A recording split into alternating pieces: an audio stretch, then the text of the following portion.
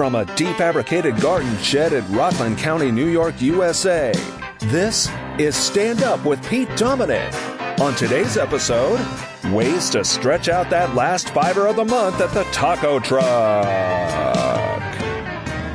And now, the podcast host who would be allowed at the taco truck if he would just stop wearing that inappropriate sombrero, Pete Dominic!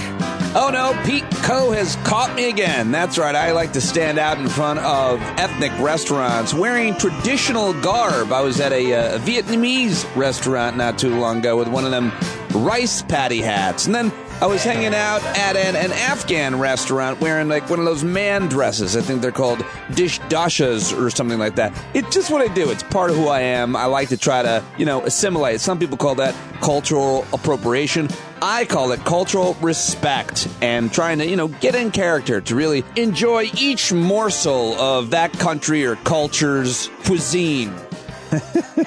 Gosh, can you imagine? That would be, I think, quite troublesome. Hello, my friends. Happy Monday to you if you're listening along with me as I make the show. It is the 29th. It's the 29th of August, the final week here of August, the final few weeks of summer, and where we are in upstate New York, school doesn't begin. The first day of school is the 6th, the day after Labor Day this year. My daughter's, Julia, starting her freshman year, and Ava starting her fourth and final year of high school, her senior year, class of 2023. It is going down. It is happening. Both girls in the same building, and they're closer than ever. It's going to be an exciting year for the Venn Dom clan, as we call ourselves, combining the last names of Val and myself. The girls have my last name, Dominic. We just agreed on that. There was really, not much of a discussion about that. But what I told the girls the other day is, listen, this year, your name is the same in the same building. What you do, the choices you make reflect on the other one, good, bad, or indifferent. So good luck, girls, because you're the Dominic girls this year. If you've got any advice for not things to be as much concerned about, although I'd be happy to take that advice, but what to look out for and some things we might do in their final year together in the building. I'm always looking for advice from you, things that you've done with your kids if they were older, and then I pay it forward for those folks listening that might have younger kids. And for those of you who have no kids, more power to you. Good for you. More money in the pocket, less concerns about the future, and more assumptions from me about how you think about your life. I apologize to everybody. Older kids, younger kids, no kids at all. No matter who you are, you're going to love today's episode of the podcast. I've got Dr. Aaron Carroll, the GOAT of Stand Up with Pete Dominic, and for the first time ever, very excited to have Amy Westervelt joining me. She might be one of the smarter people I've ever talked to, and I get to talk to some pretty smart cookies here on Stand Up. In case you're not familiar with her, she's an award-winning journalist, writer, podcaster. She hosts the very popular Drilled podcast, which investigates the obstacles to action on climate change, the various drivers of delay on climate action, part of the Critical Frequency Podcast Network, which was started by Amy Westervelt. Really interesting woman-run podcast network and a fascinating guest. We had an awesome conversation. You are going to love both of my guests today. That I can guarantee. I don't know why I just went Cajun on you. I can't explain that either. All right, let's debut a new segment out of nowhere right now on the Monday show. This one is called A Few of My Favorite Tweets. These are a few of my favorite tweets. All right, send me your favorite tweets to standupwithpete@gmail.com, or you can just direct message them to me on Twitter, and then maybe I will share your tweet, and everybody's a winner. Oh, and if you want to do a better version of my cringeworthy performance of the jingle I just taped, I reached out to John Carroll and Pete Co., of course. Gareth Savage, Phil Round, a whole bunch of talented musicians that have submitted things. Would love to hear from you guys. Send me your version of few of my favorite tweets. We'll see if this catches on. Bradley Whitford, the actor from The West Wing, tweeted, 3/5 of the rogue Supreme Court who perjured themselves in their Senate confirmation hearings by defying precedent and reversing settled law in order to deny women their fundamental right to make their own healthcare decisions were appointed by a traitor. Thought that was a pretty good one. And I'm sure I read this to you, but Megan May, in reference to loan forgiveness, posted on Facebook, Dr. Megan May, our friend, writes, if you went through something very difficult and want others to go through that same difficult thing because you went through it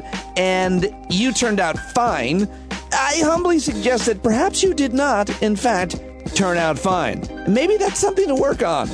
Yeah, Dr. Megan May nails it with that one. Oh, I like this on the student loan thing from Matthew Chapman. He writes, reading Biden's student debt reform policy, it's incredibly comprehensive. It includes not just the $10,000 to $20,000, but tons of reforms to payment relief programs, interest rate cuts, and new directives to police tuition rates. No wonder this took so long to put together. So there's a lot more to learn about this policy, and it's worth taking some time to try to understand it. And the Parkland gun massacre, one of the survivors, David Hogg, has been very politically active and outspoken to end stop gun violence in America, tweeted that at times this summer I heavily criticized Democrats for not delivering nearly as much as I felt they could, but in the past month or so, I really don't know what has made Democrats start kicking so much ass, but I love it. I've been proven wrong, and I'm very thankful. I was critical for a number of reasons, but the top one was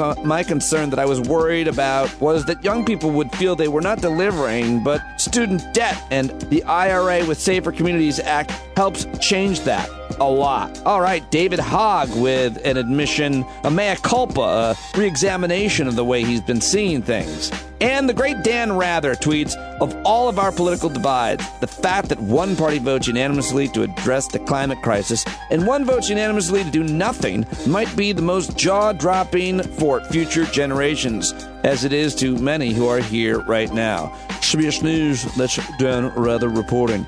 All right, well, those are some of my favorite tweets. I'll try to do a better job aggregating them, and I can't get enough help from you. I want to continue to make this program very crowdsourced. Everything that comes into it, the ideas, the creativity, the criticism, guest ideas, concepts, all of it can be from you. So be a part of our show, be a part of our community at Stand Up Nation. Is that what we're going to call ourselves? I just came up with that. Go to standupwithpete.com and sign up right now for a paid subscription. By the way, it's the end of the month, so if your credit card expires, I won't be getting paid. And then sometimes people are really horrified by that because they want to make sure that I get your minimum $5 a month. So make sure that your credit card is active. If not, I'll let you know in an email. So sign up now if you haven't already. And help keep the shed lights on. Now is the best time to listen to Stand Up and shows, independent media like ours, that are doing all that we can to ramp up for the midterm elections. Which is why I want to ask you, what are the candidates and campaigns that you are working on, thinking about, supporting, and potentially making me aware of? Who are the candidates that would make for great guests here on this show? Send those ideas to me as well at standupwithpete@gmail.com. I know Ty mentioned in one of the chats, listener Ty Randolph said we should try to get Marcus Flowers on. He is running against Marjorie Taylor Greene down there in Georgia. Good idea. Will do, sir. Okay, before I get to my guest, time for a few of my favorite clips, audio sound bites from the weekend as well, starting with our friends Dr. Jason Johnson and legal expert analyst Ellie Mistal, who Tiffany Cross left her show. MSNBC's The Cross Connection in good hands with. They were talking about the legal consequences of all of what has happened with the search and seizure of classified documents at the cesspool of humanity, the Mar-a-Lago den of thieves / I guess Trump's house where he hangs out so people will applaud for him when he walks into the living room. Tiffany turned her show over to Jason and Ellie, and I turned my show over to Jason and, well, Ellie for about 2.5 minutes here. After this bombshell release, what do you think of Trump's legal team's strategy is going to be after this affidavit's been released? I mean, I can't believe they haven't already just started shredding everything, right? Like, look, Jason, my top level expert legal analysis of the affidavit is, why ain't this dude in jail? Like, what does this man have to do to go to jail? I think one of the things that's gotten kind of like missed in the media narrative following for the last 24 hours is that these 15 boxes that we're focused on, That's what they already found on the man. The man, President Sticky Fingers, already stole classified documents, top secret documents. Dude had the knock list from Mission Impossible sitting in his basement, right? We know about these because that was the probable cause for them to go search for more stuff that he wouldn't turn over. So the knock list is what he was willing after 2 years to give back. We had to go raid him to get the stuff that he wasn't willing to give back. How is this man free?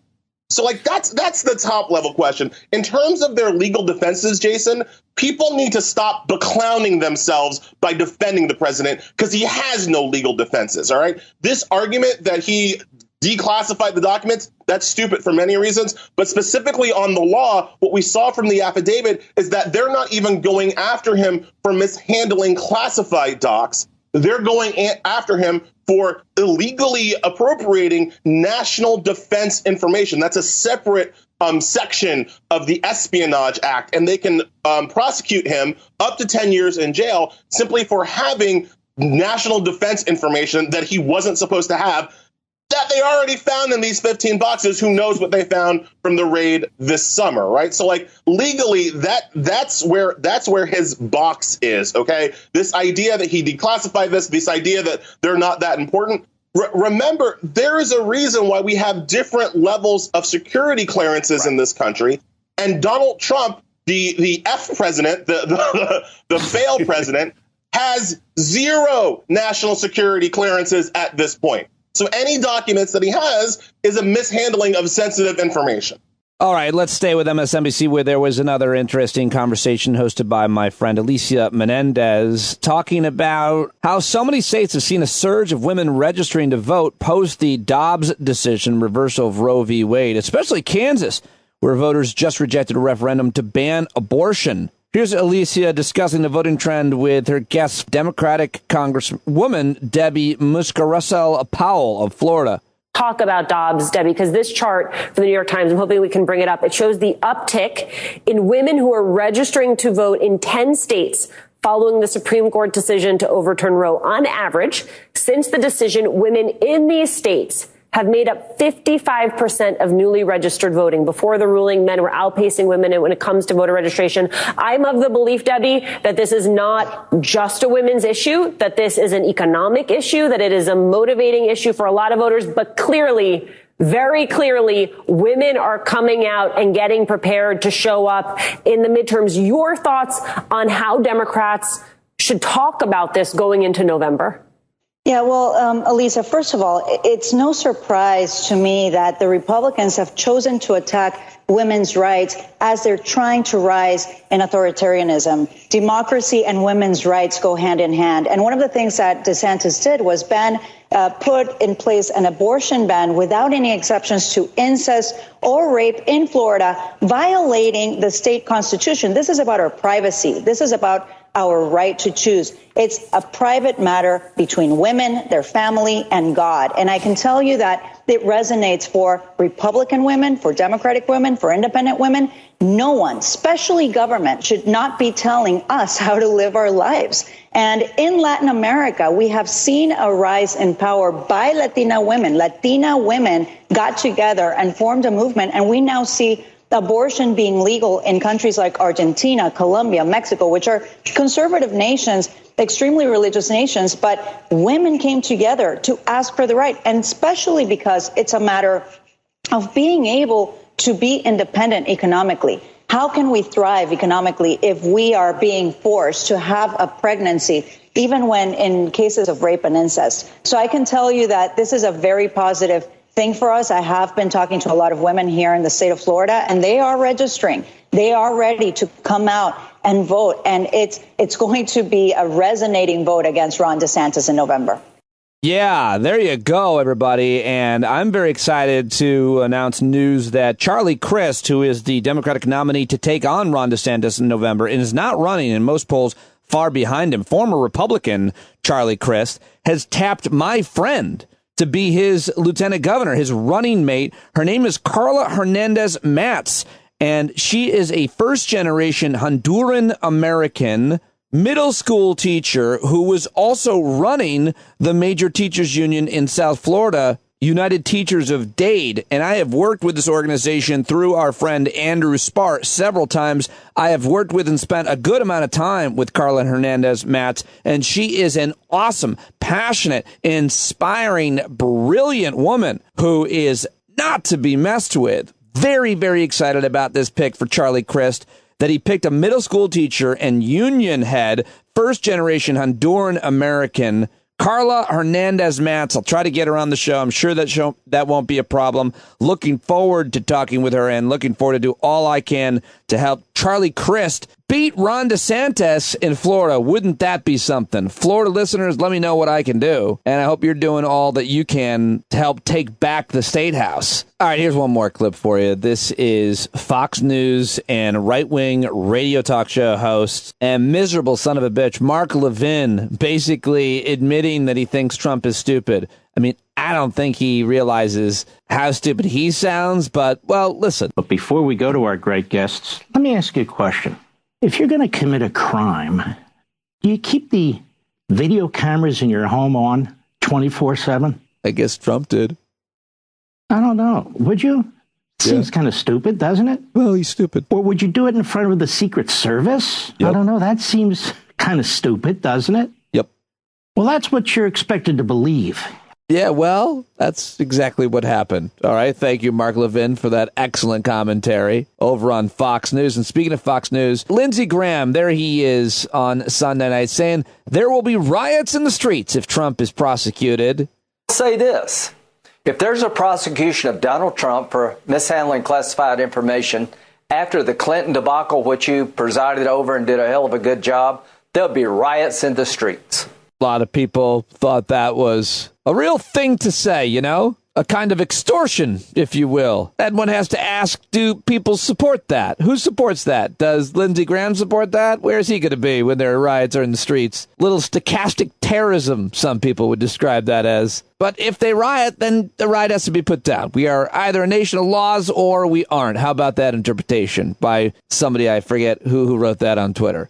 All right, well, those are just a few of my favorite clips from the weekend. There is so much more. I'll try to get back to throwing some clips on here at the top of the show. I do want the interviews to be as evergreen as possible. I want to find ways for the conversations with my guests to be relevant for a while on the issues that we're talking about, whether it be the news from your neck of the woods, the country, the community, the planet, or just your own personal journey. These types of conversations, I want them to be relevant for a while, but I'll continue to do the top of the show to some extent coinciding with what's happening in the world. This is, after all, a daily podcast. Not too much work for me to do that. So keep up with me here on Stand Up with Pete Dominick Daily. But right now it's time to get to my guest interviews, of course. Coming up, you are going to love my almost 45-minute conversation with Drilled podcast, author, journalist, award-winning journalist, Amy Westervelt for the first time. Really brilliant, funny, thought-provoking conversation with her.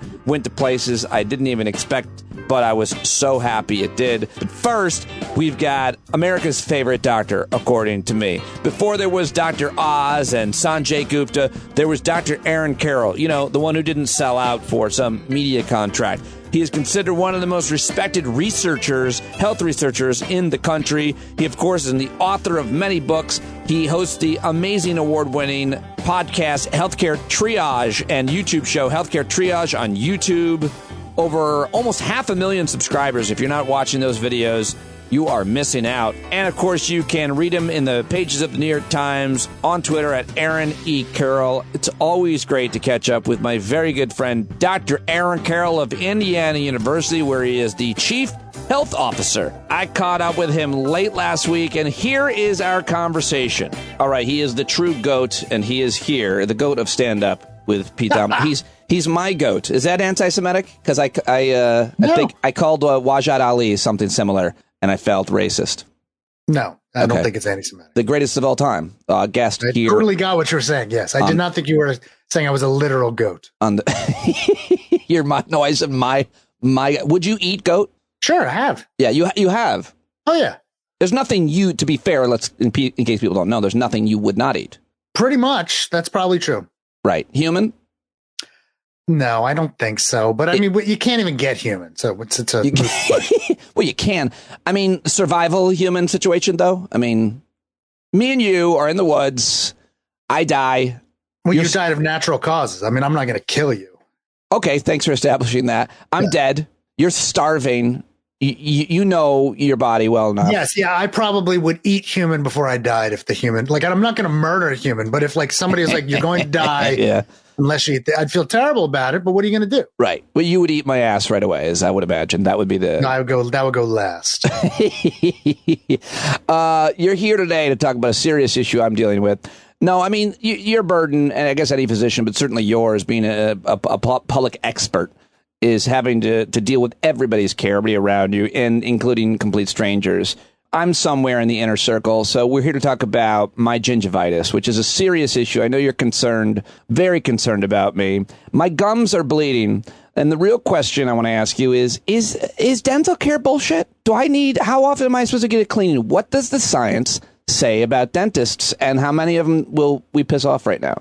Well, they're all going to, I mean, a lot of them are going to be upset, but I mean, there are some. I actually wrote a Times column on this back in the day. You did? Look, okay. This was what makes a difference.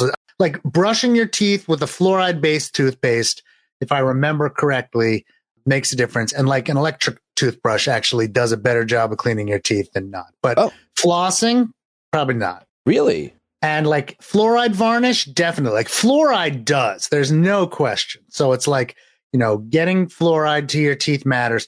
And then trying not to transmit bacteria, like when moms should not like share spoons with babies or with kids, like that. Like it turns out that a lot of it is genetic and a lot of it is bacterial based, but a lot of what is recommended by dentists has really no evidence behind it. A lot. Wow. People are going to be really most upset about flossing. But this is where it's like, I wrote the column years ago. It made no difference. It does. That's not true. It makes a difference to me. All of your columns have created real problems. Yeah, but this is where I'd be like, I wrote it. You're as plugged in as anyone, and it clearly didn't sink into you. So I'm like, can say people are going to get pissed. 6 people will get pissed and they'll forget it in a month. No, it did sink in, not deep enough, but that's true of everything with me. I'm not upset about it. This is like, this keeps me in business. If everybody listened, there'd be very one appearance and we'd be out. Fair enough. But I asked you because I was fairly sure that you had written or done a video at Healthcare Triage, your award-winning YouTube channel. I'm sure we turned it into a Healthcare Triage video. About this. Here it is. Surprisingly little evidence for the accepted wisdom about teeth by Aaron Carroll, August of 2016. Wow. 16, like 6 years ago. Yeah.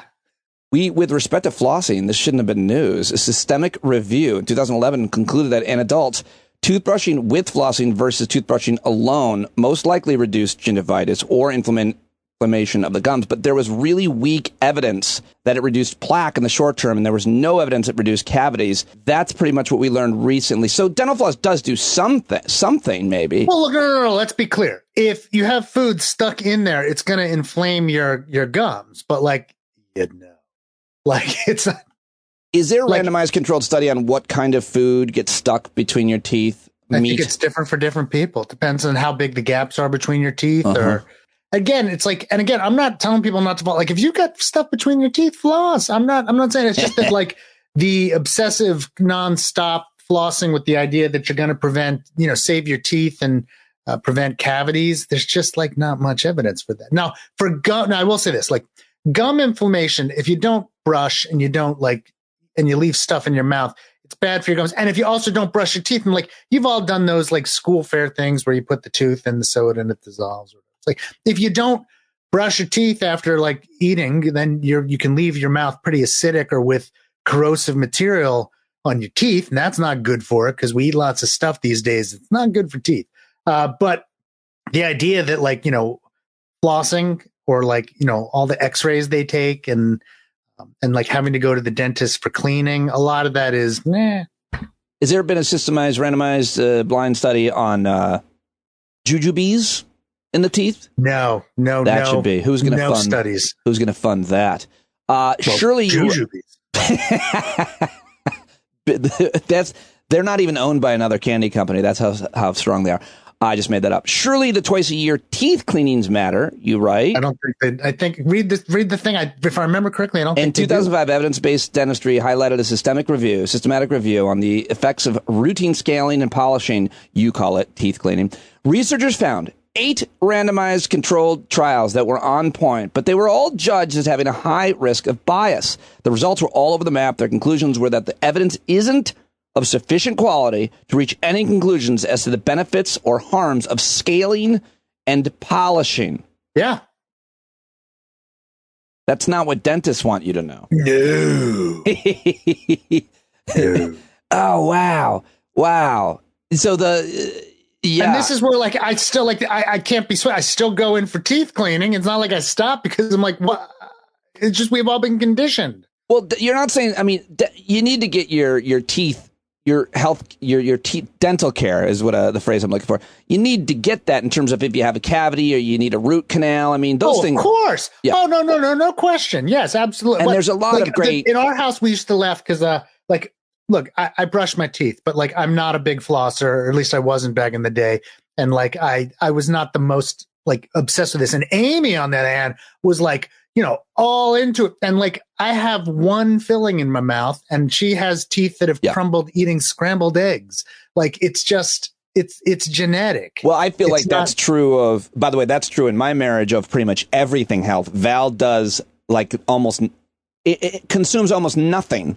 Bad. Right, no alcohol, no smoking, like very little, most things she eats grow in the ground. She exercises like crazy, and she tends to get like viruses more than me, or ill a little bit more than me. I think, if I'm keeping track. And I, just to be clear, compared to her, I'm a bag of shit. So, including dental stuff, like you said. So it's genetic.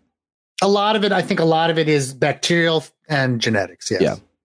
All right, well, let's talk about a more important issue than dental care. You've your most recent column at the New York Times has created, a lot of your work has created controversy for people. People get very mad at you personally. They say things on Twitter. They email you. They yell. They scream. But this is a first, because you tweeted this out, so it's public. Someone actually called your wife's cell phone about your piece at the New York Times about the abysmal COVID vaccination rate for toddlers. So young people aren't getting their babies, their toddlers vaccinated. You wrote this really important, well-researched piece about it. And people were so angry. They found your wife's phone because I tweeted it out. And how did they get your wife's? What a weird thing. And she picked up. Luckily, she didn't answer her phone, but then immediately after it stopped ringing, the landline started ringing. And she's like, what if it's the kids? And I'm like, the kids would not call you on an unlisted. But she picked it up, and the person asked for me, and she said I wasn't home. And I said, well, tell him he's a sack of shit. And then she hung. I'm sorry for laughing.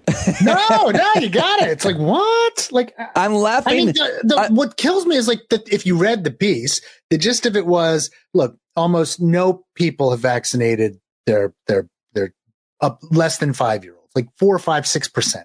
And even if you look at like 6 to 11-year-olds, we're like at 30%. That's been recommended for like 9 months now. Like they're not doing it. And so my point was like, public health, your messages aren't resonating. Like you're not doing this right. Like if you want to convince people to do something else, you got to change your tactics. You got to change your strategy. You got to change your messaging. I thought that was pretty benign. I don't know. Well, Leah, a lot of the piece was about how public health experts, physicians, and others communicate. Yeah. But they're also, they're also in this opinion piece is why you should get what the research says and why you should get. If you want to get this like under control as fast as possible, I think, getting everyone immunity as fast as possible is best. And that's done by vaccination. But I think that the fear messaging, which continues by many in public health, is not going to resonate anymore because people have seen their kids get COVID, and the vast majority do okay.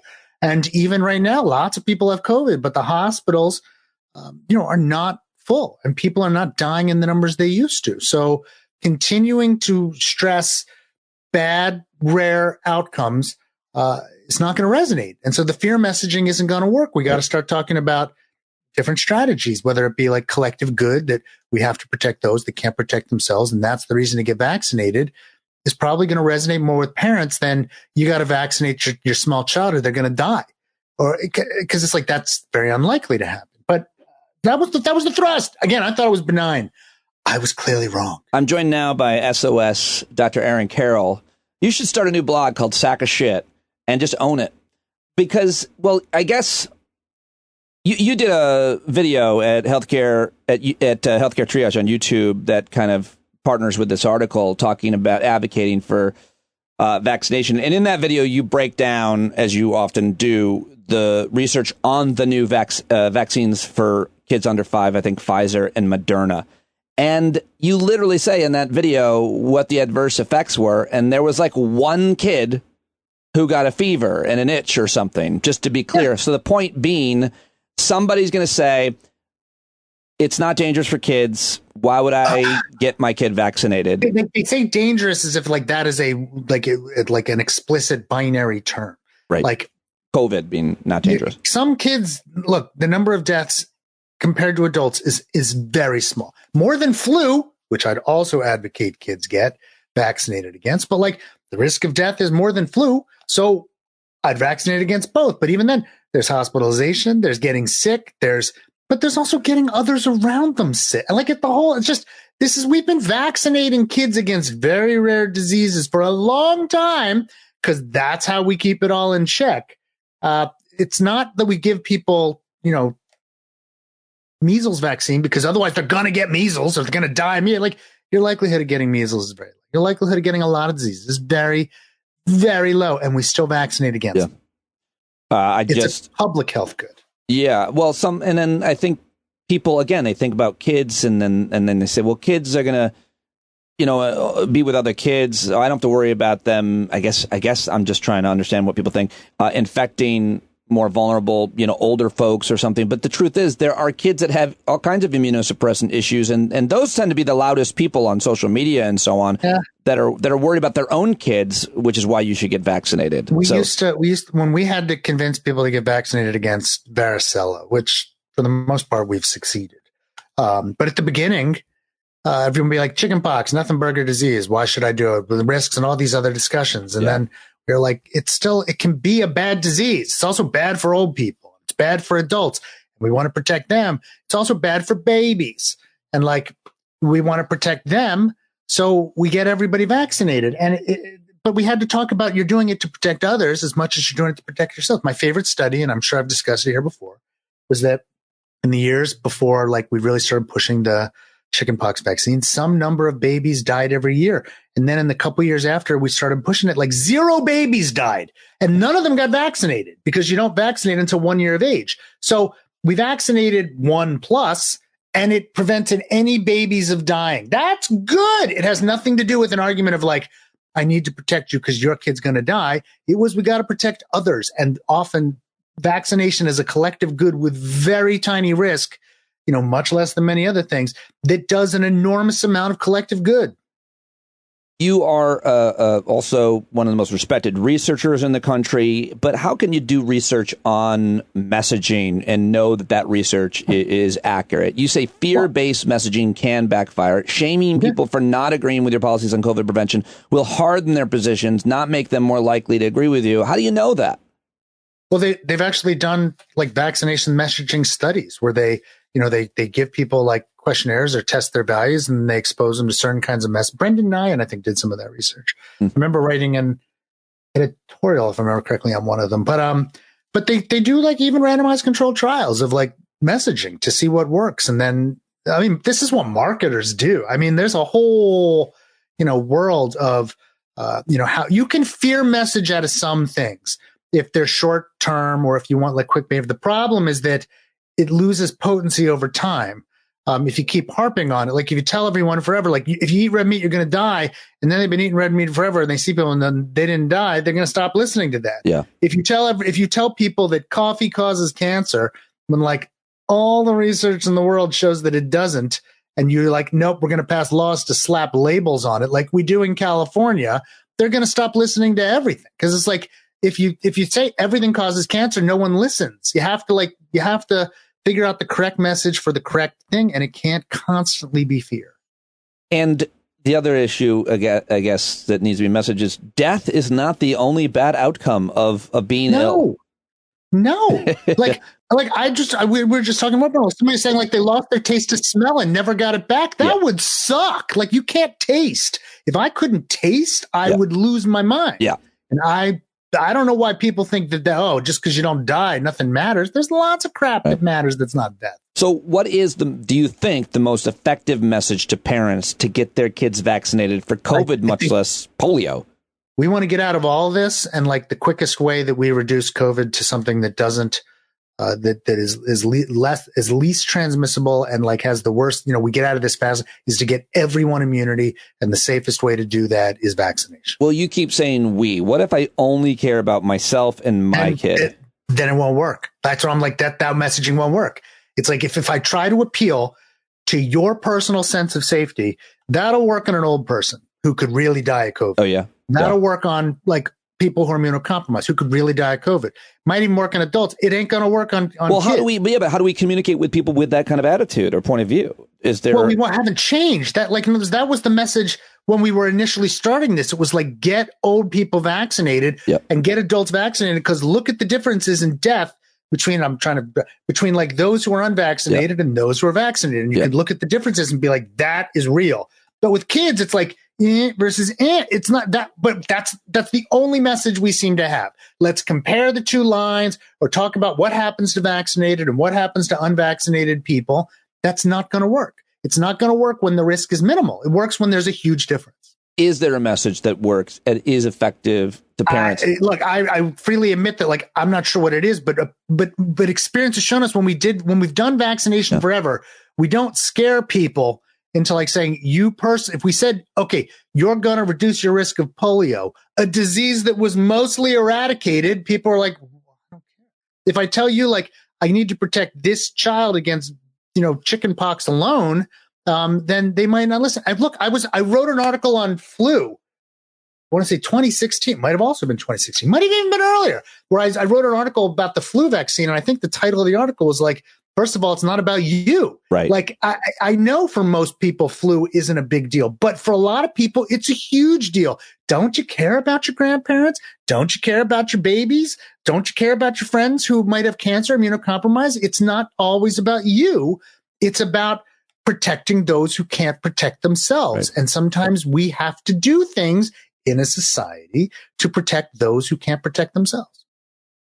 Good friend of mine is a pediatrician right here in Rockland County where we live, and that is also where polio has returned. You mentioned polio's return in your New York Times article, and so a woman comes into his he's a pediatrician. Woman comes into his office the other day, and she's got, I guess, whatever age appropriate for the polio vaccine, and she says, "I don't want it."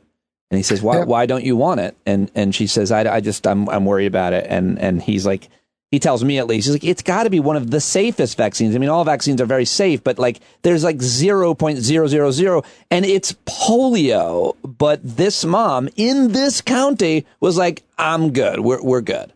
Yeah, well, that's because like people are taking a very individualized view of what is a public health issue. And I think that's because we've converted all of this to medical individualized messaging. That won't work for like public health things. You have to have different messaging for different intent. If you have cancer, I'm going to talk about what you need to do, to take care of that. But if I'm going to talk about how do we eradicate polio, everyone's got to get vaccinated. What has been the reaction to this article outside of people? God, like a huge amount of anger, but it's like, nothing I've not seen before. It's happened with other pieces, but it's rare. I mean, it's like this is up in the top handful of anger inducing. It's funny because I'm always caught off guard. I'm like, what? Like, it's not the one I thought I'd get it. Was there any reasonable criticism of it that you didn't include something or that? No, in fact, well, I think that the most of the criticism I got was like, well, that's appropriate. Why should we vaccinate small children? Like, they're not at risk. And I'm like, that wasn't what I said. I didn't say we should vaccinate small children because they're at risk. I said we should think about vaccinating everybody because we're all at risk. And one of the reasons is it's a different argument, and it's not the one we're making, but the people who are coming back at me were making the argument I explicitly wasn't making. They were saying, why would we vaccinate a child when the child's at low risk? And I'm like, that's exactly what I'm saying we shouldn't do. The thing that infuriates me the most is I've been friends with you for a long time and following you and your work and a whole bunch of other people who I think are credible, and what the hell do I know, but generally respected folks. And you're not as well known as conspiracy theorists. What is it about certain people who may or may not be physicians, by the way, who become, I mean, you're very well known in your field, one of the most well known, yet there's a crank here and there. I don't even want to mention their names. I can think of a few off the top of my head that have like 500,000 people following them on Twitter. What are they doing? What would you just... They're engaging in Twitter more than I am, because it's like having the most Twitter followers has never been my goal.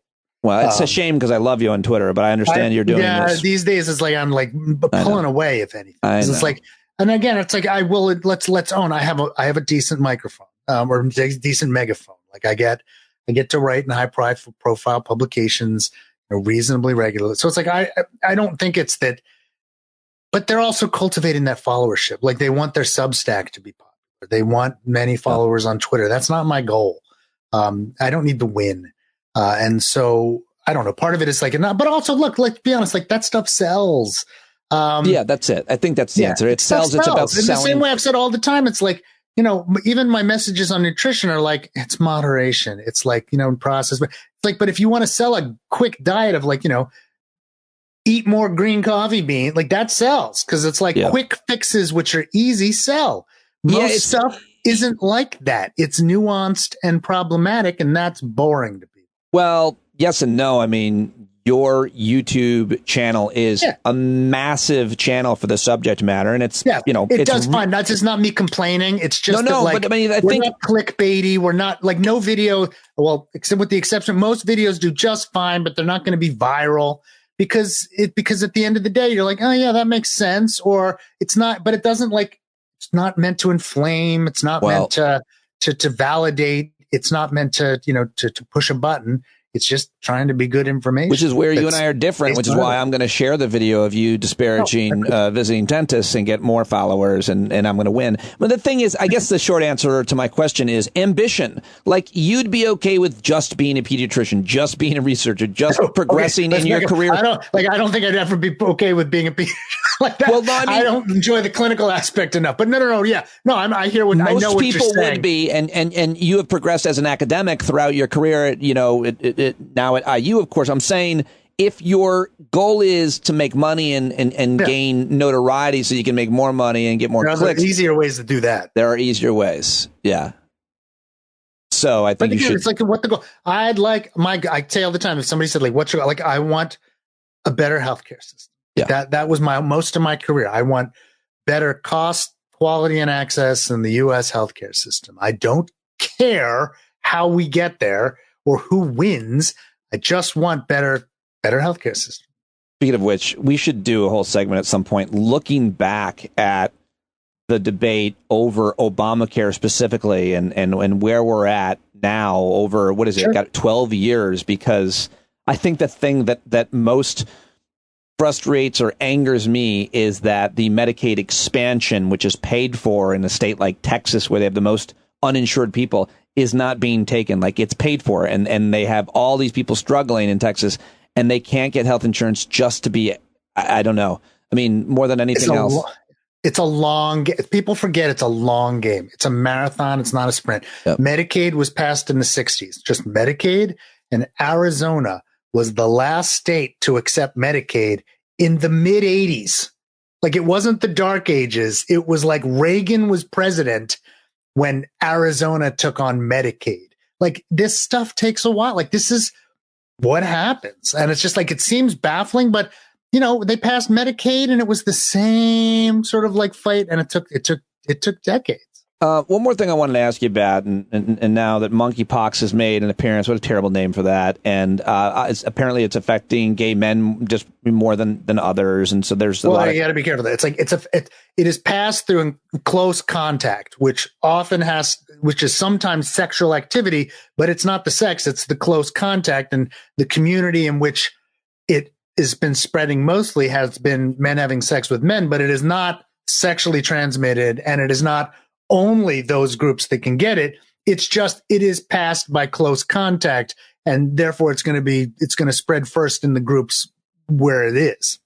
Thank you for clearing that up. I appreciate it. What I wanted to ask you specifically is, what are your thoughts on the field of epidemiology, virology, and whether it's gained respect or lost respect based on the analysis and predictions of patterns of how this virus COVID-19 has spread and progressed and mutated? Because, I there's a whole bunch of people that I like to follow and that I think are credible and so on, but people still don't understand those sciences very well. And I'm not sure that they've gained a lot of new respect, because sometimes you get things wrong. And thinking about Anthony Fauci announcing his retirement, but he gets too much probably attention. There's thousands of experts all over the country. What do you think of those two fields of study and the people within them, and if they've done themselves favors or if it's damaged their credibility? I think that there's, as in almost any field, people who are great at it and people who are not. You do. Okay.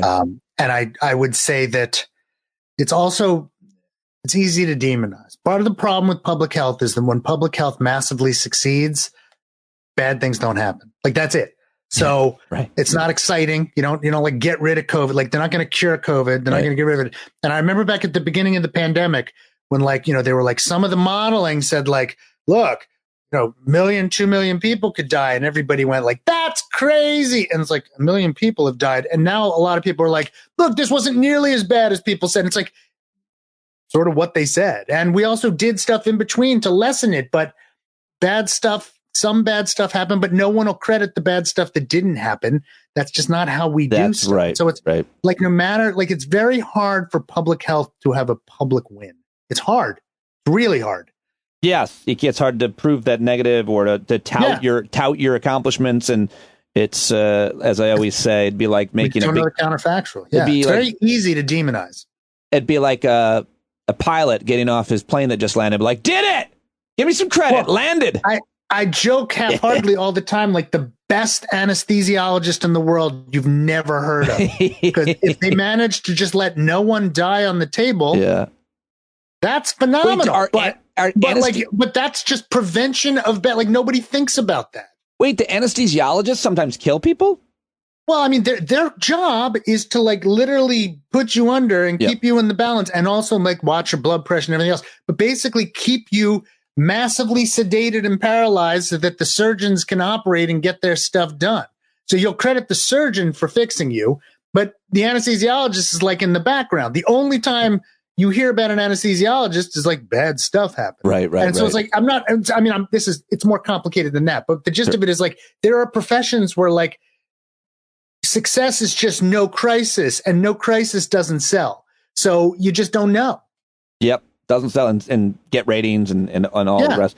Before I let you go, the most recent, one of your last two videos at Healthcare Triage is about the abortion medications, pills. And you really do a better job than I've heard anybody else separating, explaining how they work and what they do physiologically.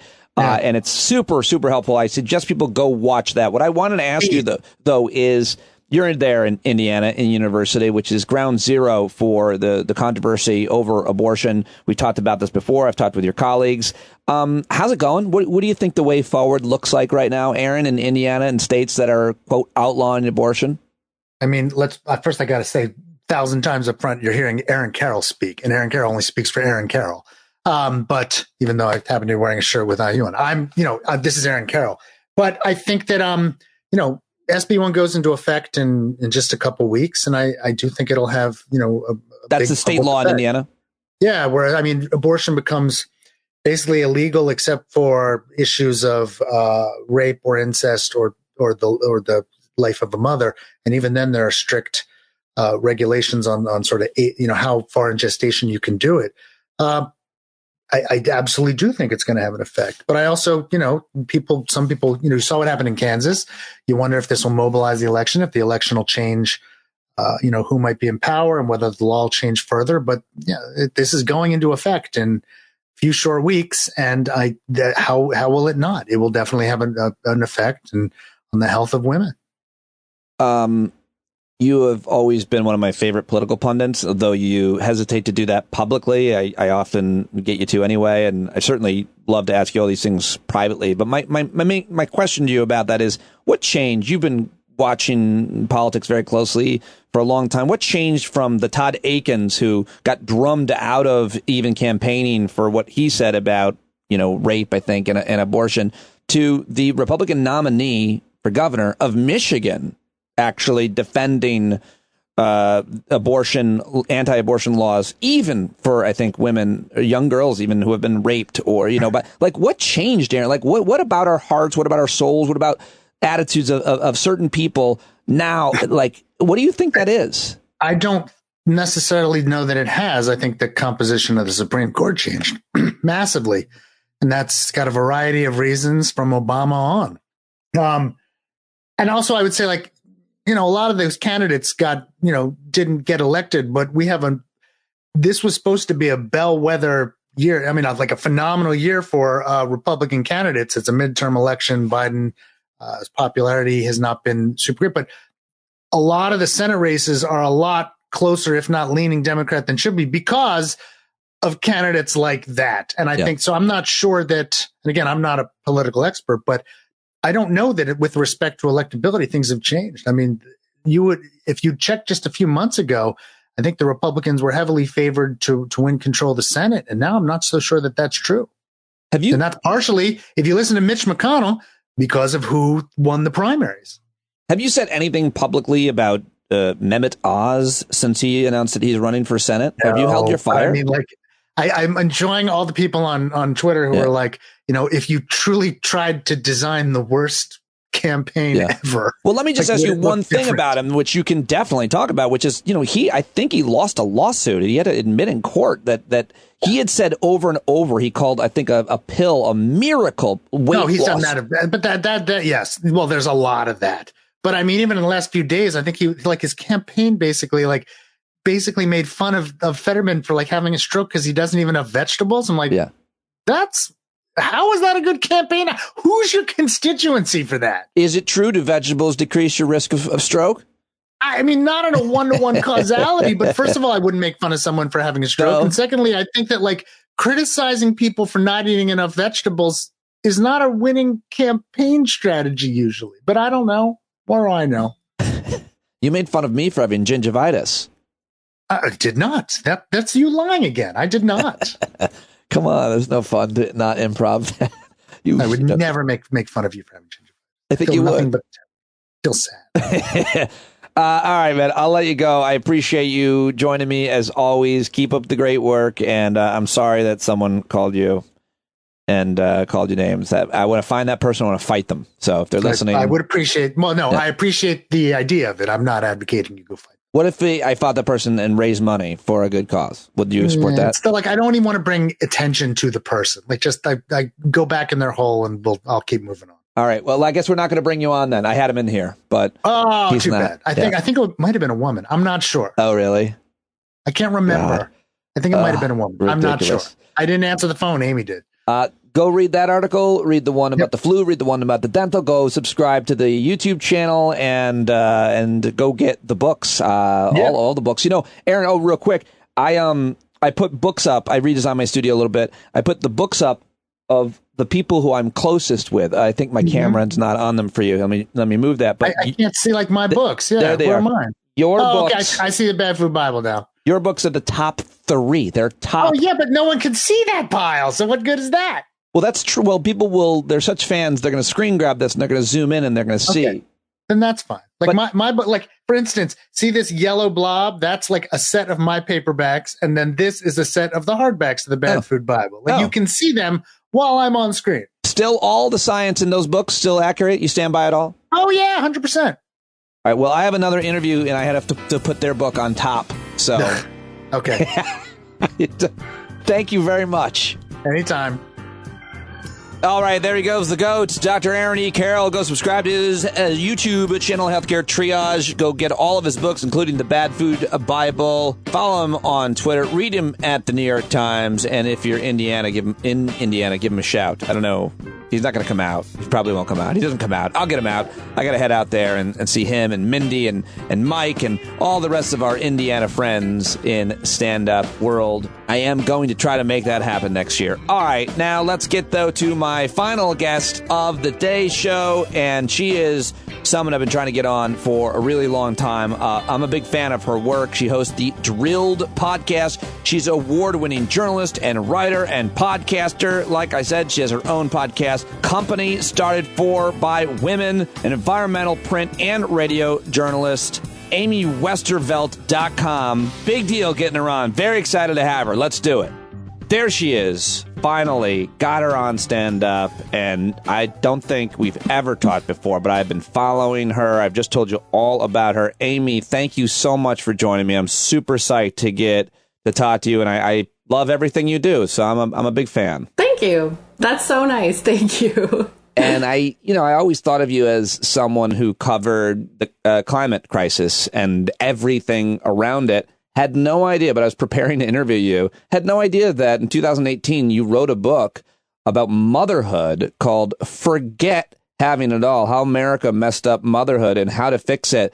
I want to get your thoughts on everything. So I'm so excited to talk to you. But why journalists covering climate stuff, environmental stuff? What brought you to this motherhood book? Well, to me, I kind of see all the issues with parenting in general in the U.S. and especially motherhood as very similar to a lot of the issues with climate, which is basically a big systemic problem that individuals are being asked to solve on their own. So to me, it's sort of like, oh, this is a very similar kind of problem. And there's a lot of, kind of long-standing inequities baked into it. And also, I have kids and they're a part of my work life in general. They definitely impact parts of how I approach reporting on climate, too. So yeah, I don't know. I had this weird thing where as soon as I had kids, a lot of my climate reporter colleagues were kind of like, oh, are you going to go on the mom beat now? And I was a little bit like, fuck you. Yeah.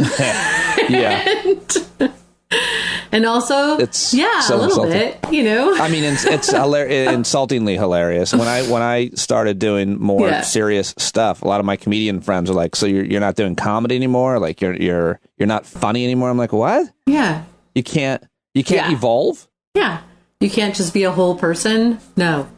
You talked about you talk about systemic problems being asked to be solved by individuals, but I feel like big systemic problems are solvable if the system works and if it wants to solve those problems. And it does seem like there are nations that solve big problems because they kind of work together. And I think America has in the past solved big problems, and maybe we still can, but it seems more in doubt than ever. Do you think that it's just an American, like how much of it is uniquely American that we have such a hard time solving systemic problems using the system? I actually do think so. This has been an obsession of mine for a long time, is sort of like figuring out the roots of things that I see as being uniquely American idiosyncrasies. And the sort of hyper individualism of our society is one of those. I'm like really obsessed with figuring out, where did that come from philosophically and religiously and socially and all of those things. And I do think that it's actually a uniquely American thing. And I think that it makes a lot of problems in the U.S. uniquely terrible, because there really is this huge emphasis on every person being responsible for themselves and on competition over collaboration and on like your individual accomplishments as being solely attributable to your talents and your efforts, and that's it. And therefore the benefits of being solely accruing to you individually. And I don't think that like you can actually have a functional society that way. So I don't know. To me, I think there's a very like there's a whole, I'm going to totally nerd out for a minute on the Enlightenment and colonialism and all of that stuff. But like, there's like a very clear thread in Enlightenment philosophy around the sort of evolution of the individual as being important at all, right? And there's some good things about that, that you all of a sudden it was considered possible for any talented individual to kind of rise above their station in life and do whatever they wanted and all of that stuff, right? It's like that's like what we think of as sort of the good part of American identity and the Enlightenment school of thought in general. But a really big part of that was also this idea that like you are solely responsible for your successes and failures in life. And you have social contract theory coming about at the same time that, the Enlightenment is happening. And then the US is the first new country that's formed post-Enlightenment, post-social contract theory, like right in the middle of all of those ideas. And I just think there were like a few people who interpreted those ideas in a very extreme way and made that the foundation of this country. And we're kind of still dealing with it today.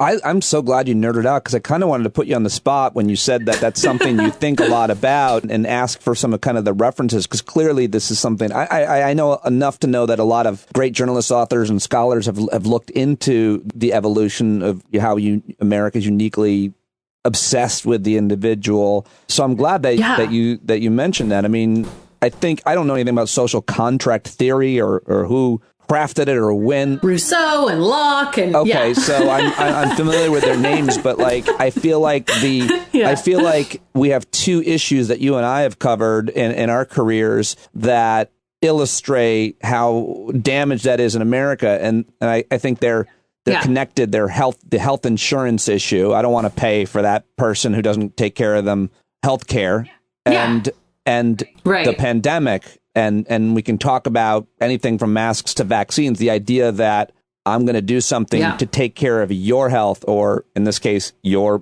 mother's health, because I get you sick and then you get your mother sick, or your immunosuppressant child. So healthcare and the pandemic were these two issues where you just kind of saw what we were, which is selfish assholes in a lot of ways. And I mean, there's a lot of good things and good people. You're one of them, but could you pick up the ball and talk? Are those two examples of what we're talking about in terms of America's views on the social contract and how the individual seems to be more important than the collective? Yeah. So the whole, like, in really broad strokes, social contract theory is basically like, what are the individual rights that you give up in exchange for the benefits of living in society, right? So like protection from war and the ability to like have a safe shelter and all of those kinds of things, right? When you hear right-wing people talk about this, their interpretation is basically like that we should have all individual rights should be unfettered, and that the only contract we have with the government is that basically like they provide a military. That's it. Right. But that's not actually what any of the sort of philosophers that came up with this theory talked about. And they also protect me having the right to start my own military. That seems to be the other protection. Right. It's like the government is there. Right. The Constitution talks about creating the defense, and then also I can have my own. And I'm sorry I interrupted you because that wasn't worth it, but go ahead. No, it's true. And I mean, even with that too, it's like, I feel like there's a lot, it's hilarious to me because there's all these people who claim to be originalists who are obsessed with like the original language of the Constitution, but they've almost always misinterpret stuff. Same with like, you will often hear right-wing pundits mention, John Locke or, Rousseau or social contract or whatever. They cherry pick certain quotes and kind of, miss the whole thing entirely, which is the give and take and like figuring out how we make sure that the collective is being taken care of as well. And I feel like what you see today is a real like warping of that contract where like individual rights are prized so heavily that they're actually infringing on the health of the collective in a very like literal sense with the pandemic. I mean, you see it today. We're talking on August 24th. The student loan debt thing has just been announced, and there's all these people up in arms because, you know, they had student debt that didn't get forgiven, or they paid off their student debt, or they didn't have student debt because their parents paid for them. And you know, this idea that like it somehow takes away from me if you're okay. It's like very ingrained and so toxic. And you see it at the basis of so much stuff, the climate stuff too. It's like the way that a lot of Americans talk about climate policy is like, well, why should we do anything when China is the top polluter now? You know? And it's like, Well, I guess it would be, I don't know, I guess you could argue it makes sense if it's somehow, people see it as a punishment that we're losing somehow, but... Yes, that is how people see it. Well, they see it as like a right for you is a right taken away from me. And that's not actually how it works, but that's like how a lot of people see it here. And we could go down that thread a little bit more, but based on, you know, kind of tying up everything that you're saying is this tweet in response to the student loan thing and in response to what we're talking about how America is this individualist country. Ben Collins tweeted today, I can't believe I grew up with a childhood full of everybody gets a trophy slander almost exclusively levied by people who are fundamentally will not concede that they lost anything at any point in their entire life. Yes. But if I were to go to a point in history to ask you to jump off on say on this issue one more time, I'm so interested in what you think about it, is dumbing down from the philosophers and other nations' views on things and forms of government. Here in America, we're very anti-government and we hate anything public. And I wonder how much impact you think, I mean, there's a lot of different places to start and look at, but how much impact you think Ronald Reagan had when he said that government isn't the solution, it is the problem? Like, how much did that affect the generation that was listening? How much is that affecting us now? And maybe there's something else that had much more impact. But I feel like most people don't think about social contracts and philosophers, but they do think about government. I mean, the whole Reagan administration was this huge, you know, backlash to the social movements of the 60s and 70s, right? And you see this like all throughout American history where like you have some amount of progressive social movement and then you have like a massive backlash because it threatens corporations. So, you know, I mean, Reagan was a puppet of corporate America. Like he was the perfect spokesperson for all of these ideas, none of which were really his. I mean, most of his presidency was governed by the Powell memo, which is like this thing that tobacco lobbyist turned Supreme Court Justice Lewis Powell wrote in the 70s about how the free market was under attack in America and it needed to be defended in all of these various ways. And the Reagan administration did that. Like if you look at that memo, which was written in 1971, and you look at the Reagan presidency, it is like a blueprint for what he went into office and did. And I think that at the time, I'm sure there were a lot of people who felt threatened by, you know, hippies and anti-war protests and, you know, all kinds of other stuff, thought Jimmy Carter was weak and wanted a strong big-jawed president to tell them that, you know, America was great. Like, I don't know. But yeah, I do think, I mean, I think the Reagan administration in general was like the beginning of what we're seeing kind of come to fruition now. That's when all of the anti-regulatory stuff really kicked in. That's where all of the, you know, whole right-wing legal strategy started to really take off. And I think he was very smart, or whatever, his strategists were very smart about tying a small government anti-regulation to Christianity. That was huge. That had not really been a thing before, you know, and like he, in a big way, it was like this idea of like good white Christian America was under attack and needed to be, protected from all of these creeping civil rights. And you see that in all of, the latest Supreme Court bullshit, where it's like more rights for corporations and fewer rights for individuals, somehow being pushed by the people who are supposedly the big champions of freedom. Well, so I think, yes, Reagan absolutely was the big spokesperson for this. He was also, and we can pick up here, but he was also very anti-union. People know about the air traffic controller situation. Yes. And also that was the time when the NRA flipped from being kind of a hunter conservationist organization into everybody should have a machine gun, and I can make a million more jokes, but that happened during that time too. It's such an important time to talk about, and it was our childhood too. Well, let me switch gears though, and he also got rid of the mental health care system, which is the root of a lot of both the homelessness problem, drug addiction, like that kicked off a whole bunch of other big social problems. And that was Reagan just being like, nope, we're not going to fund mental health care anymore. Well, I'm not that familiar with that, but to be fair, I think people who are dealing with mental illness should pull themselves up by their bootstraps. Yes, absolutely. Get it together, folks. But yeah, that was Reagan.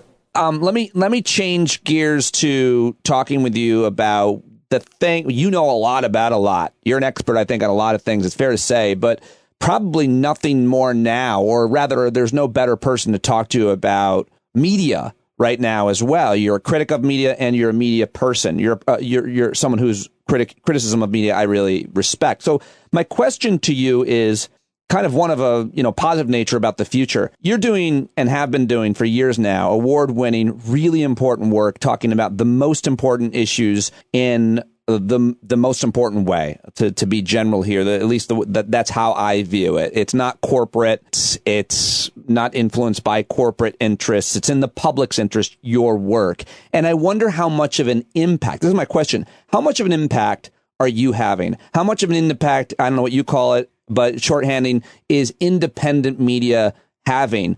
Podcasts, YouTube, etc. Because it's easy to think that we're losing, because this media also helps platform the craziest, most hate-filled ideas in the world and spread those around maybe faster than your more thoughtful, nuanced conversation with some expert on some issue.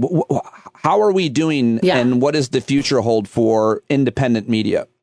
I do think that independent media is helping to push mainstream media in a better direction on climate in particular, which is what I probably tune in the most to. I think that there are a lot of us, like me, Emily Atkins, who I know has been on before too, Mary Anais Hegler, Kendra Pierre-Louis, David Roberts, David Wallace Wells, although he's now at the New York Times. But like a lot of people have left staff jobs in the last decade or so to start their own thing. And mostly what I hear from people is like, I couldn't cover this topic the way that I want to, which is from an accountability lens in my staff job, because there was too much, even at really like liberal outlets, there was too much pressure to be like, well, we have to hear what the American Petroleum Institute has to say too. It's like, well, they're going to say what they always say. Like, they're a propaganda arm of the fossil fuel industry, and like, it should be, I have a mountain of evidence of that. It's not like my opinion. It is like absolutely proven, and it shouldn't be a big deal for me to say that, but it is in a lot of outlets. It's like, so I do think that I've seen a little bit of a shift in bigger outlets covering more kind of corporate accountability stories in the climate space, for sure. Really talking about the climate crisis as a crime with particular perpetrators, and not just like this thing that's happening because we all eat too many burgers, and so I have actually seen that. I don't know. And, that's a little bit different than, I personally have so many millions of listeners that they are influencing policy, but I do think that that independent media is having an impact on how larger outlets cover things and what they're able to say. I think we've helped to sort of push the needle a little bit. Yeah, that's a really, really great answer and great point, and a positive one as well. And I completely agree. You can see a lot of people on TV and at the New York Times and Washington Post, et cetera, kind of looking over their shoulder at you and at David Roberts and at other people who are going to be like, are you serious? Like, this is ridiculous. Even and including, not only journalists and activists, but, scientists as well, saying you can't say That's that. Right. And journalists, have a hard time interpreting science, and we could talk about that, but not that hard. Like, there are certain things that you don't give necessarily a point of view to or an argument to. So I think that's a really good point. More specifically, I had to make sure I asked you about this at least today. How do you? And if you've talked about it, I haven't seen it on any of the, many media outlet sources you have talked about the big, giant, massive bill that just passed and surprised almost everybody. Maybe not you. Maybe you thought Joe Manchin or somebody was going to come to the table at the end. But the shortest version of it, Amy, I'll read, is it puts nearly $400 billion towards promoting domestic production of clean energy technology and generally retrofitting America to survive climate change. If all goes to plan, the act would slash U.S. emissions by 40% by the year 2030. I think that's Wired.com. Maybe you don't agree with that summation, but how are you? If you've talked about this, let me know where, and I'll go look and listen.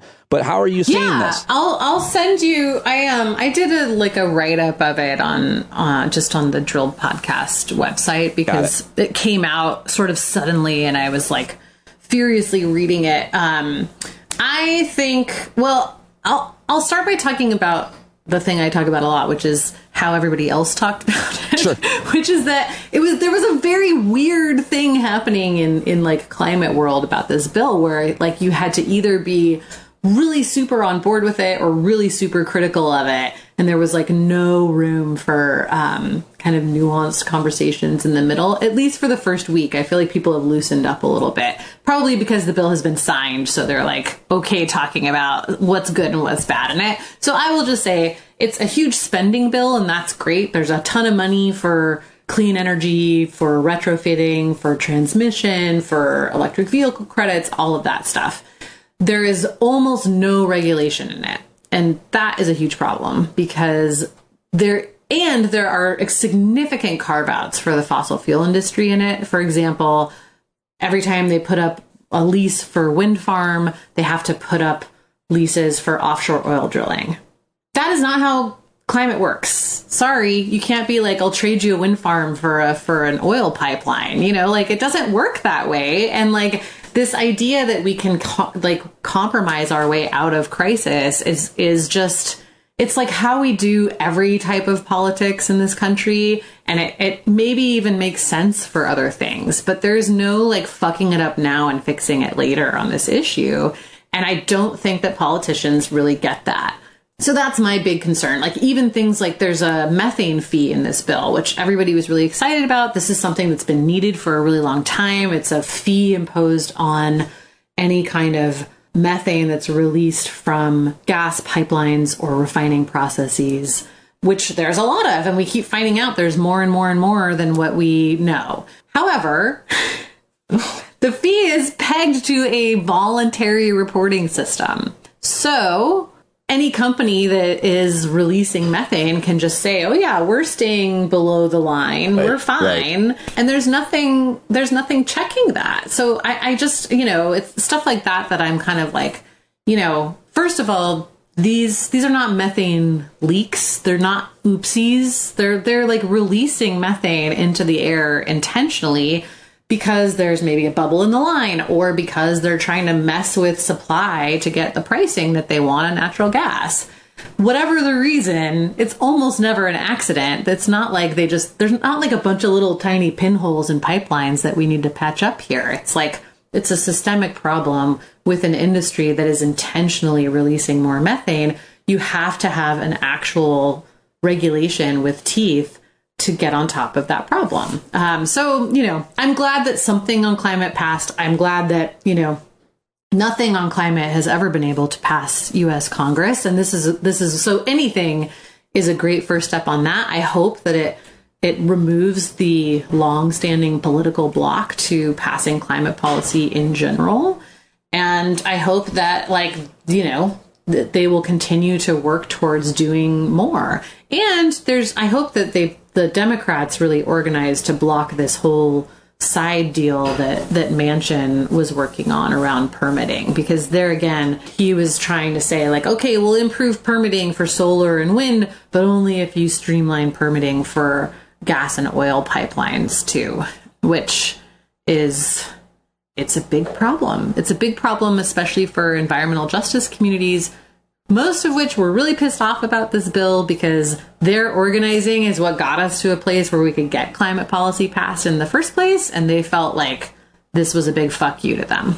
So not to be like Debbie Downer, I'm still glad it passed. Like, I'm still glad that we got something passed, and I'm glad that there's money for this stuff. And I'm glad that there will be emissions reductions associated with it. I just think we need to keep doing more, and it's not like, okay, we won, now it's over. Right. No, you make so many good points. What about the regulatory atmosphere right now from the federal government, much less states, where it's a mix and match, I suppose it's fair to say, when it comes to the environment, when it comes to regulating greenhouse gases, pollution in general, water, air, all of it. We could talk about this forever, of course, too, but just, you know, take a moment and tell me where you think we are at in terms of, I suppose we have to talk about the court's ability to declaw regulatory agencies, including the EPA. And there's a big Supreme Court decision this last term that was decided. And I think a lot of us are kind of confused about what was decided and what the EPA has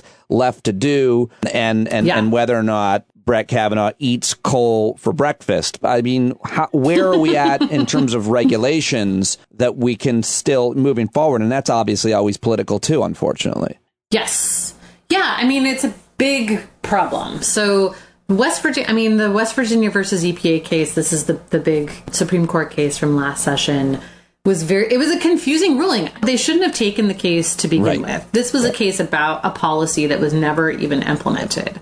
So in previous situations where that's happened, sometimes this happens, right? Like a case is filed, and by the time it gets to the Supreme Court, it's kind of a moot point. Usually they will decline to rule on cases like that. There's like a whole process for that, and they have invoked it many times over the years. So that's what they should have done in this case. However, they decided to take it up because they really are trying to build precedent around this thing called the major questions doctrine, which is like a made-up principle that some of the conservative justices literally made up, the originalists totally made up out of thin air, this idea that anytime a policy is passed that has major implications for a sector of the economy or the economy as a whole, that there needs to be explicit authorization of Congress to do that thing. So the reason this came up in the context of the Clean Power Plan was that West Virginia was saying, well, Congress never explicitly said that the EPA could regulate greenhouse gas emissions or shape energy markets. This ruling in West Virginia said, yes, it's appropriate that we apply the major questions doctrine to this. So that opens the door now for us to apply major questions doctrine to anything the EPA tries to do. And they kind of like made a weird statement about how it's the Department of Energy's job to deal with energy, not the EPA's.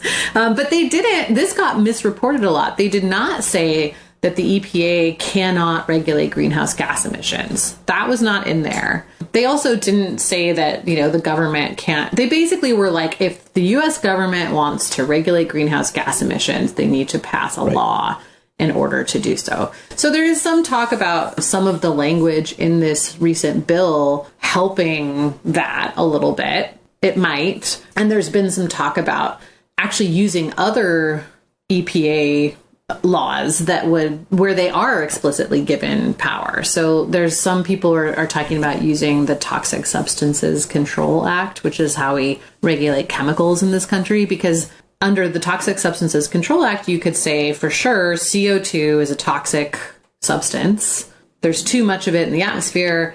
It's a danger to human health. That gives EPA clear authority from Congress to do something about it. So I think, they still have a lot of options, even within the Clean Air Act, which was kind of the basis of this whole thing. But I mean, this next term, the Clean Water Act is coming under attack. The SEC's rules on disclosing climate risk, those are being challenged legally, again, with this major questions doctrine stuff. So, they've been trying to get rid of the EPA since it began. Right. Yeah. And I think eventually the thing is, I think eventually they're going to do it. And we need to be prepared for, what happens next so that it's not just oh, no, we don't have an EPA, now we can't do anything. Because that's the goal, is to get rid of every single agency. Yeah, the more likely it'll show up in a way that they won't get rid of the EPA. It'll still be called the EPA, and that's how they'll do it. It just will be run as it was under Trump by a tank of gas. By oil executives. It was just a tank of gas that was running the EPA, and they're not doing environmental protection. They're doing environmental. It'll stand for environmental pollution. Wink, wink to their buddies. By the way, what did I tell you folks about this Amy Westervelt? She could talk about motherhood, social contract theory, constitutional law, and obviously climate. Let me get your hot take, because this just broke today. The headline, California expected to ban new gas car sales by 2035 with a vote Thursday. Did you see this coming? Had you heard about this? Has this been something that's been lobbied for? They're going to ban the sale of new combustion engine cars. So you can still get a used car, which is sustainable, but to buy a new manufacturer and sell a new car that runs on gas will not be a thing in just over 10 years. Yeah, it's crazy. It's huge. I expect there to be immediate legal challenges to this if it passes. That's going to get hauled into the Supreme Court. And I expect that the automotive industry and the oil and gas industry will buddy up to do all kinds of shit to try to block this. But the fact that they're trying to do it is still a pretty big deal. And it still sends a big signal to the market that, some states are going to try to do this in the same way that the gas bans in new residential buildings did. That was huge, actually. That really put the gas industry kind of on the back foot for a hot minute there. They weren't expecting states to do that. So I think, I feel like California's got to keep trying, Well, it'll be interesting. It'll be interesting to see the capitalists who are fighting each other, because it'll be obviously the gas industry that wants to keep selling gas, oil and gas, and versus maybe the multi-billion-dollar multinational automobile electric manufacturers. Vehicle. And I'm not sure who the other players would be, but, Yeah. It'll be interesting to see which side automotive comes down on, because they're all making money off of EVs now, too. So. All right. So my last big question for you, Amy, is I want to know what your thoughts are. And I'm sure they're not your thoughts. Like everything else, it's informed by actual data and journalists and experts and scholars you speak to. What is the best way to I'm going to say Democrats, because Republicans are just, I don't know what to say about them trying to communicate on climate, on environment, on sustainability issues. What's the best way for politicians, Democrats in this case, to win elections communicating to either young people or whatever demographic we want to talk about on this issue? Is that a question that's really open for debate? Does it matter where I'm running, whether it's Indiana as a Democrat, New York, California? Because what sells? What cuts through? What messaging? It seems like this bill passing has really lit up young people who voted for Joe Biden and Democrats for something like this. I'm not sure it's been communicated effectively or that they even know, because it's summer, whatever, but the activists know. What communication or policies are best? I personally think, and this is probably not going to surprise you, that I actually think the whole accountability thing is really big. And I say that I have a very specific story to tell alongside that, which is that I was reporting on this group of fishermen who sued the oil companies a few years ago. And I talked to all of the named plaintiffs in the case, and more than half of them were people who were like, I don't believe that humans are contributing to climate change. I don't believe it. Ice ages, dinosaurs, this, that, the other, right? And I was like, that's so interesting. Like, why are you in this case? Like, you're suing oil companies over climate change, but you don't believe that climate change is real. How does that happen? And they were like, I was shown a bunch of documents that showed that the oil companies were getting patents for all kinds of things that would make their business profitable in a climate changing world. So like re-engineered oil platforms for sea level rise, oil tankers that could navigate a melting Arctic. These are patents that like Exxon, Chevron, Shell were getting in the 70s and early 80s. So quite a while ago. And this one woman I talked to was like, I saw all those things and I thought, it doesn't matter what's causing climate change. They knew that it was going to happen and that it was going to be bad. And they used that information to prepare their businesses for it. And they told us not to worry about it. And now our business is going to not exist in a few years because of it. And we were misled, and that's not fair. And I was like, whoa. So I think the fairness thing is like, it kind of, for this person and for several people I talked to, it allowed them to like sidestep sort of an ideological identity thing that I think blocks a lot of people from caring about this issue, and make it about real basic like fairness, inequality, some people having power that other people don't have, some people having information that other people don't have. Like that stuff is very compelling to a lot of people, and it's kind of apolitical. And for Americans in particular, actually, like the idea of like corporations getting one over on the average citizen, it's like resonates with a lot of American voters. And, the fake populists have already stirred up resentment against, the elites. They're just accusing the wrong elites. So I'm kind of like, harness the conspiracy and point it in the right direction. What a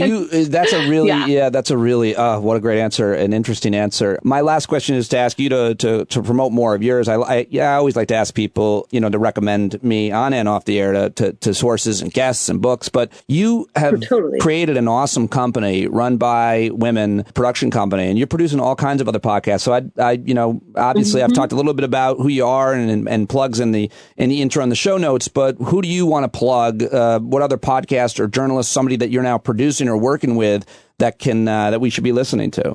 Yes, I've been working with Rebecca Nagel for a little bit. She's a Cherokee journalist. She works primarily on issues around tribal sovereignty and Native rights, and she's awesome. I worked with her to produce her podcast called This Land last year, where we tried to figure out who was behind a bunch of lawsuits that are trying to get rid of the Indian Child Welfare Act. And what we found was like a bunch of corporations that would really like to get their hands on Native land and water rights. So highly recommend checking her out. She's great. This Land, is that what you said? Yeah. Awesome. This Land. Awesome. It was with Crooked Media. Also, I have to say about the gas tank that ran the Trump EPA, that like there's a unique connection between him and that West Virginia versus EPA case, which is that he orchestrated that whole case. So which one? Scott Pruitt, former Attorney General of Oklahoma. Well, remember that Scott Pruitt, who I considered a bag of coal, he was replaced by a guy who's arguably worse than him, right? If I'm forgetting what his name was, but he was, I think, a natural gas lobbyist running the EP. That's right. I mean, and it you've been doing great work on your entire career exposing corporate corruption and bringing on great people that help do that too, which is, really super important, especially when it comes to this issue, which is everybody's issue. So I'll let you go, but I am so happy to finally connect with you, and I look forward to talking to you again. I really, really appreciate you joining me, Amy. Thank you. Thanks for having me. Well, there she goes, Amy Westervelt. You got to go let her know you heard her here on the show. Please go to her social media outlets, specifically Twitter, and say hi and say that you appreciate her joining us. for the first time. Always a big deal when you do that, and guests appreciate it. Lets them know that you heard them here. So let them know. At Amy Westervelt, at Aaron E. Carroll, at Aaron E. Carroll. His wife's name is Amy. She's also on Twitter, but I'm not going to hand that out since somebody called her last week and criticized her for being married to Aaron, who wrote an article they didn't like, as we discussed. All right, well, go check out his article, by the way, New York Times stuff. I'll link to it in the show notes, as well as all of Amy's in the show notes. And thank you very much for listening today. I've got great shows coming at you all week. 2 guests every day. Spread the word. Sign up now for a subscription if you haven't already. StandUpWithPete.com, Patreon.com/Pete Dominic. Go buy this song you're listening to. If you've never paid for it, go to johncarroll.org and pay $3 to download and keep this song forever and for good, and show support for the great John Carroll, who sings us in and out each and every day. Take it away, brother. I'll talk to you tomorrow, folks. Be the change you want to see in the world. That's right. We got to rise up. You got to stand up. You got to stare the devil straight in the eye. We got to let him know it's his turn to go. See it clear when all you hear is a lie. Don't get up off of your butt, down off of your fence. Even if it ain't a very friendly audience, well, they'll begin to listen when you start making sense. And you stand up, stand up. No need to point your rifle to defend your town. Just stand up, stand up. You know they can't deny you what you're laying down. Boy, you better stand up, stand up. Show your face of every color, yellow, black, red, and brown. She's the place where every lost child will finally be found. There's only one thing to do before we stand our ground, and that's stand up, stand up. Well, the founding fathers saw a land for all. They had to stand up, they had to stand up. They had a keen imagination for a crystal ball, drawing all the plans of stand up. But all they had to go on was the time they were in, with other causes for laws, and since they weren't even sin, they knew that change was gonna come before the change could begin. They had to stand up. All right, they had to stand up. We got to stand up. We got to look the devil square in the eye. We gotta let him know it's his time to go, and make it clear when all we hear is a lie. Why you lying awake wondering where the money all went? It'll be the cost of freedom that'll go unspent. You can see him flee the scene of that experiment if you stand up. All right, we got to speak up, we got to reach up and raise your voice in every way you know how. Don't be toes up, you got to show up. Ain't no better time to do it but now. No need to pledge allegiance to no wanton tribe. Rise up, show obedience to the voice inside, and listen well and it'll tell you not to run and hide. It says stand up, stand up. Got to stand up. Ooh, come on, just stand up. Everybody got to stand up in the darkest hour. Stand up. People got the power. Stand up.